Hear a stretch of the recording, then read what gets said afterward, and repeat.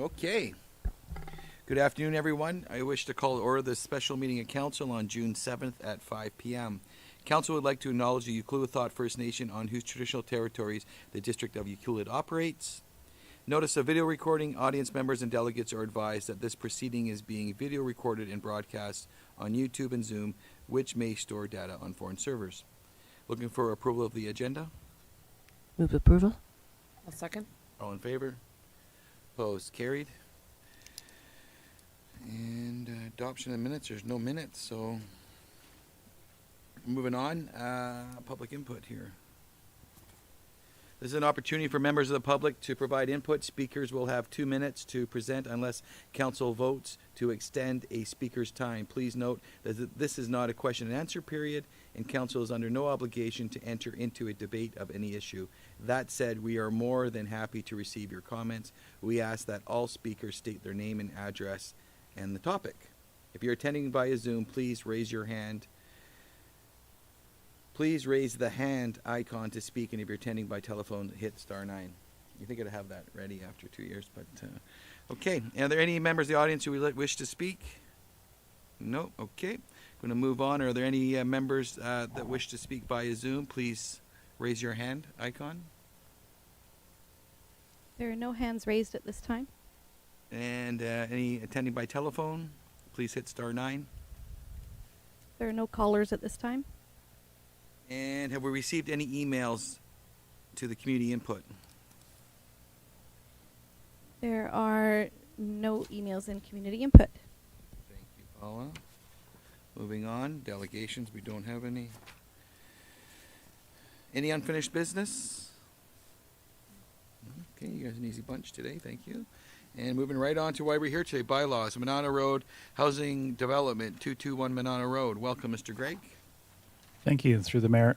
You have a report in front of you. This is about a rezoning for the property at 221 Monado Road. It's a significant housing development. The report goes into the housing density, DCCs, and a number of issues, and provides some background to the proposal. I have a couple of slides that I'll share, and I was going to focus more on what is the draft zoning bylaw that's attached and the conditions that are being recommended for approval. So I'll share my screen in a moment, but I also note that the applicant is here, and thought perhaps if it would be an opportunity to see if there's anything to add, or with the applicant, just while I prepare to share the screen.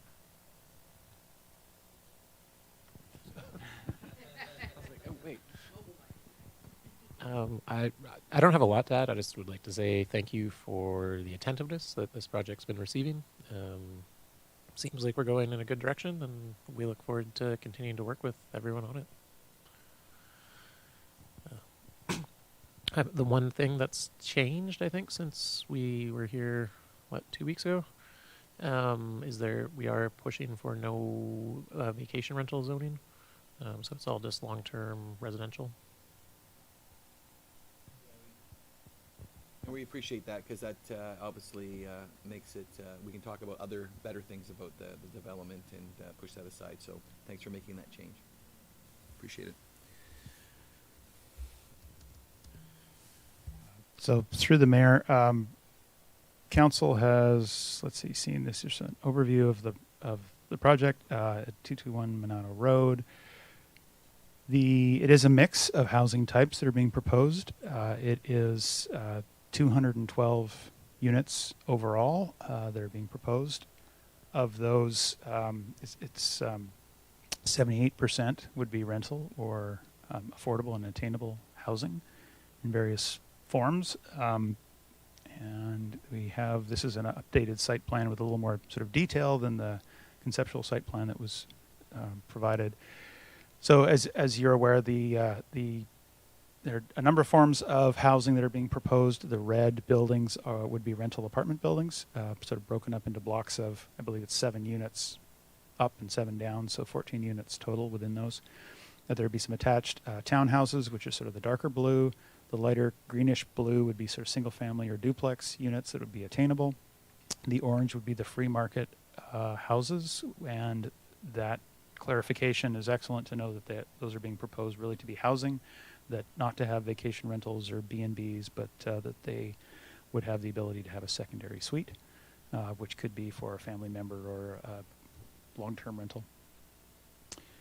The zoning, maybe I'll just sort of skip to here, how we've structured the draft, the zoning bylaw. That essentially it is, sorry, some of my screen is blocked. I just need to move the Zoom bits out of the way. So this essential, it's a comprehensive development zone that's been drafted that would, within the site, have areas that are zoned for different uses, and it really corresponds to those different types of housing that are being proposed. So areas, here we are. So we have areas A and E, which I'll highlight, which would be the apartments. In the zoning table would have that rental multiple family use being the principal use of that in the form of an apartment. Areas B, C, and F would be the attainable townhouses. So on the screen there, it's B over on the left-hand side. C, there's a cluster here sort of towards the stream, and then F, which wraps around here. That's a mix of the townhouses and the single family and duplex, all are the attainable pieces that would be under a housing agreement. And then D and G are those market homes that would be single family with secondary suite as a secondary permitted use. And then similarly within those development areas, A through G, under the zoning, the density listing the maximum number of units, which corresponds to the proposal. And then as well, gross floor area for those uses in those areas. And this corresponds with the application that the rental units would have an average of 700, so maximum average of 700 square feet. So that allows some flexibility by having that average of having some smaller units or larger units to have a mix of unit sizes, like 1 bedroom and 2 bedroom and 3 bedroom. That the multifamily was being proposed as sort of 3 level, where it would be a lower level of I believe it was 600 square feet, like a 1 bedroom townhouse. Above that, a two-story, 2 bedroom townhouse that might be 1,200 square feet. The average of that is what we've put in at the average of 900. So it gives some flexibility between those units. The single family duplex, those would be the attainable units, about 1,550 square feet. And then the single family, the market units, about 1,850 square feet. Would be shown as that maximum gross floor area. Height and setbacks, pretty standard stuff out of our zoning bylaw from other zones in terms of the height for multifamily and single family. Setbacks, again, we're not, it really is in line with other residential zones. And acknowledging that this is rezoning is what the application is for now, not a development permit or detailed building plans. It may well be that as we get towards the development permit stage with building designs and more detail in the site designs, that if there needs to be some consideration of variances or looking at that absolutely could be considered at the development permit stage. But this is kind of off the shelf of the heights and setbacks matching other residential zones. And then just to get into, there is a fairly lengthy sort of list of what would be the conditions, because this is a rezoning only. Sometimes rezoning would have full building plans and a whole lot of detail of all of the services and whatnot at the rezoning stage. As we understand that having zoning in place does allow for some more serious conversations with BC Housing and CMHC around the financing of this. And so we're supportive of this moving forward with essentially putting the zoning for the uses in place, potentially, and that the covenant, what we're suggesting would be registered prior to actual adoption of the rezoning, would ensure that those things that are in concept being offered are followed through. And so that allows those to fall into place a little further down the road at the development permit or subdivision stage. And so that draft, just sort of listing what's there. There's the Parks and Road dedication is being offered and committed by the end of the year, and then prior to development permit or subdivision, that there would be that sort of further detail of archaeological assessment, environmental assessment, grading, rainwater management. That these plans are really about uses. This hasn't really gotten into the building and detailed engineering stage, so those things could follow. And really that that rainwater management that ties in with the environmental, what's the runoff and how does it affect the stream courses in the area. And As well as noted in this and the prior report that went to the committee of the whole, there's some work to do on the engineering about the road access and pedestrian crossings, off-site works and services, such as water and sewer. That more detail can follow with the development permit, and certainly would be part of the subdivision approval anyway, but it basically allows this to sort of be proven out as it goes forward. Plans for phasing and servicing. So the servicing may well, once they do the more detailed engineering, there may well be an initial phase that doesn't trigger some of the upgrades for things like water and sewer. So that's part of, until they do the engineering, they're not necessarily going to know how large the first phase could be to get started, to get some of the housing built and sort of identify, okay, at what point do you need a pump station or some other upgrade? As well, we sort of listed in here plan for the approach to the subdivision. I think it's important that that's really giving some thought down the road to what is public versus private, if there are strata components of this versus public dedication of things like roads or services, open space, some of the recreation elements. And I think that's worth considering and having a conversation as this goes forward for if they're attainable and affordable pieces of this, if they're part of strata, those come with strata fees for maintaining in perpetuity those facilities and that infrastructure, versus if pieces of it can be fee simple, it takes basically the burden of that. That a lot of those things are what the municipality is in the business of doing anyways, maintaining water lines, sewer lines, roads, parks. So that's a piece that essentially this allows that detailed consideration to come forward, say at the development permit stage or prior to subdivision. We also listed if there are thoughts or interest or sort of commitments around green building, vehicle charging.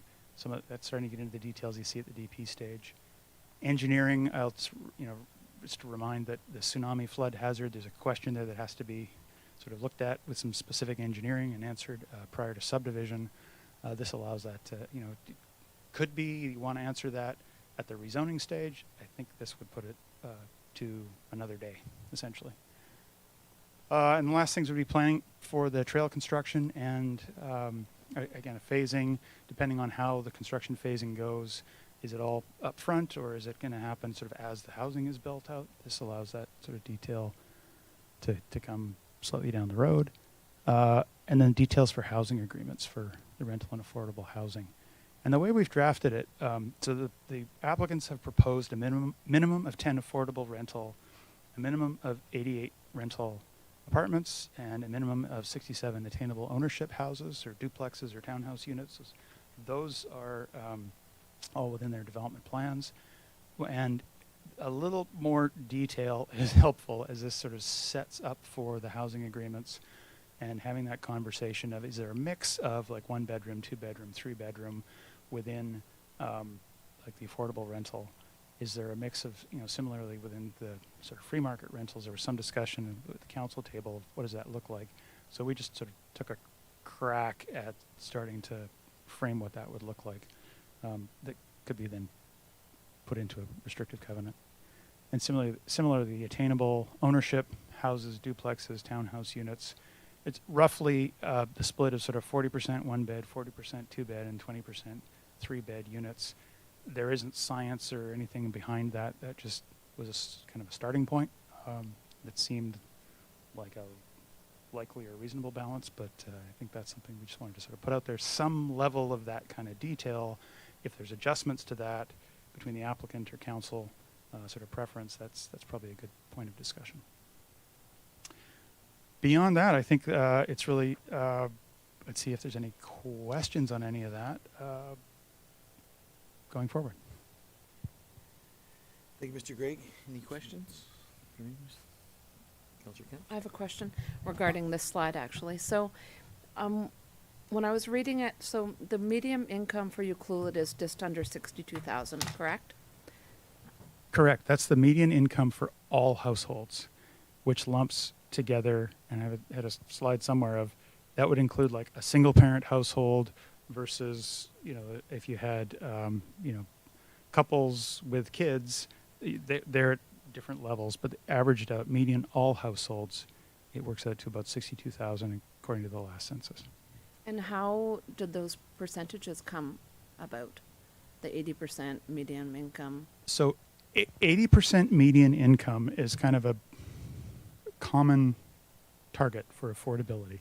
So that's like the CMHC, Canadian Mortgage Housing Corporation, their definition, what is affordable housing, is that if you're 80% of your median income, that sort of imaginary household, if they're spending no more than a third of their household income on housing, well, then that's affordable. So the numbers kind of work from that. So for any given community, if you have higher or lower incomes, there's kind of a range of like, okay, this is affordability. That's kind of one point on a whole wide spectrum of households which come in different shapes and sizes and incomes. But that's where that 80% median often you hear about in discussions around affordable housing. Okay, so it comes from like a CMHC. Exactly. And so the range that's being offered here is that, and we saw with BC Housing, like with Lot 13 and the AHOP program, it wasn't just the 80%, that's one piece of it, but what about the people who are making median income or a little more than that? The market isn't serving them. So that's where it tends to be, okay, if affordable is being used as the term that defines that 80% household, well, someone who's making a little more still can't get into housing, that's attainable. If that's the way we've been using that terminology.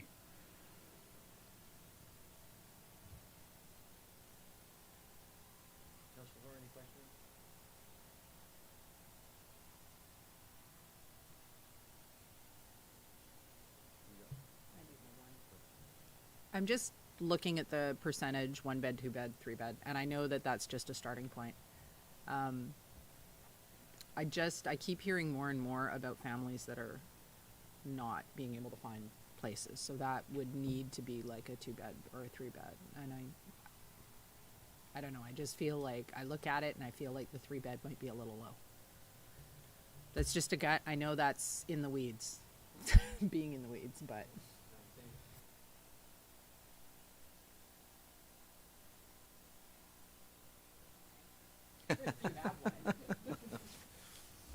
Through the mayor, I might. There's obviously a balance of what are the households and what do they need, and also what are the construction costs. And it takes more floor area to have a 3-bedroom unit than a 1-bedroom unit. But it's also, you're correct, it's a different household who will be served by that. And what the balance is, we don't have the magic numbers. And I don't know if the applicant might want to speak to what that sort of mix is. The one thing about this is that being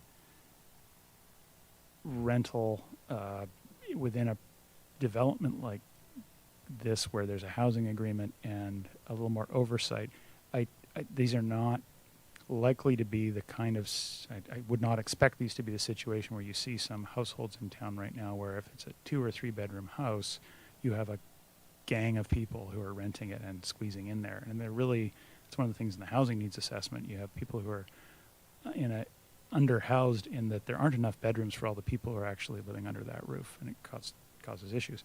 And some of that's just by affordability. We hear about, well, 8 people sharing a house because that way the rent is affordable. That this is more, if it's a 1-bedroom unit, because of the way it's managed, it's going to be a couple or a single person. Sorry, that's slightly on a tangent, I think. But I don't know if the applicant wants to speak to sort of the balance of actually developing those units. Sorry. For the rental side, the 40, 20, 1 bedroom, 2 bedroom, 3 bedroom sort of makes sense, just in terms of unit counts and square footages and how you actually efficiently design that into a square box. Like buildings at the end of the day are kind of square boxes. For the ownership side, I think this is wrong. I think it's probably more like 0, 1 bedrooms and then 50, 52, and 3. That said, maybe 3 hours ago, I got the first draft email from our architect on some exploratory floor plan layouts.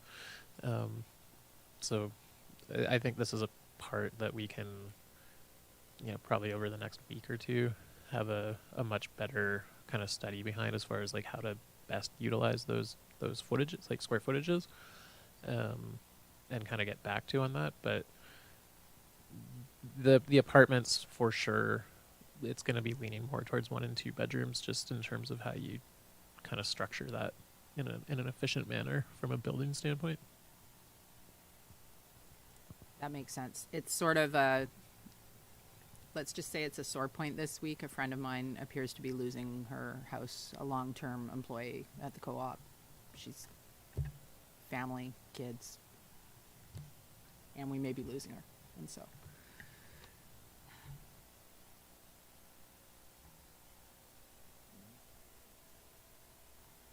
No, I think they're all good questions, and I know this is a starting point, and this is going to probably change a little bit as you get through it. So, again, I'm happy where we're at, and I really look forward to moving this ahead towards a public hearing and hearing some feedback about it. So that's where I'm at.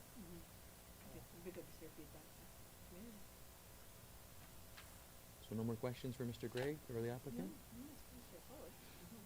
Okay, well, there's a couple of recommendations if someone would like to take them on. Okay, please do. I will move that council give first reading to District of Ucluelet zoning amendment bylaw number 1312, 2022. Are we going to do these individually? Yeah, do them individually, please. I'll second it. All in favor? Opposed? Carried? I will move that council give second reading to District of Ucluelet zoning amendment bylaw number 1312, 2022. Second. Any further discussion? All in favor? Opposed? Carried? I will move that council direct staff to give notice for a public hearing to be held on District of Ucluelet zoning amendment bylaw number 1312, 2022. Any further discussion? All in favor? Opposed? Carried? I will move that council indicate to the applicant and the public that adoption of District of Ucluelet zoning amendment bylaw number 1312, 2022 would be subject to registration of a section 219 restrictive covenant on the title of the property at 221 Monado Road as outlined in staff report number 22-74 to ensure, as a matter of public interest, that the land uses, infrastructure, park dedication, trail construction, housing affordability, and tenancies, buildings, site works, and landscaping be developed as proposed to the community. Second. Any further discussion? All in favor? Opposed? Carried? Okay, well, thank you very much. Well, and again, thank you to the applicant and our planning department for pushing this ahead as quickly as you have. So I look forward to the public hearing on this one. Yeah, will be. Okay, moving along. No further reports. Any notices of motion? I have no announcement here today. Do you guys want to get into committee reports? Councillor McEwen, anything for you? Nothing to report. Councillor Kemps? Nothing to report. Councillor Hoare? Wow, I'm the one who's been busy. Okay, go for it. I attended the Wild Pacific Trail Society last Wednesday, June 1st, and it involved show and tell. Oyster Jim brought his latest design for the crow's nest, which is super cool, which is going to go into some of the new outlooks. Can't wait to see them in situ. It looks amazing, but yeah, full on. Plunked it onto the table. Like 6-foot chunks of wood. It was classic Oyster Jim. Loved it. If you haven't seen it yet, I believe it's in this week's Westerly. The education programs are up and running and moving, and every day of the week there is something happening on the trail, except for there's one day, nothing on Mondays.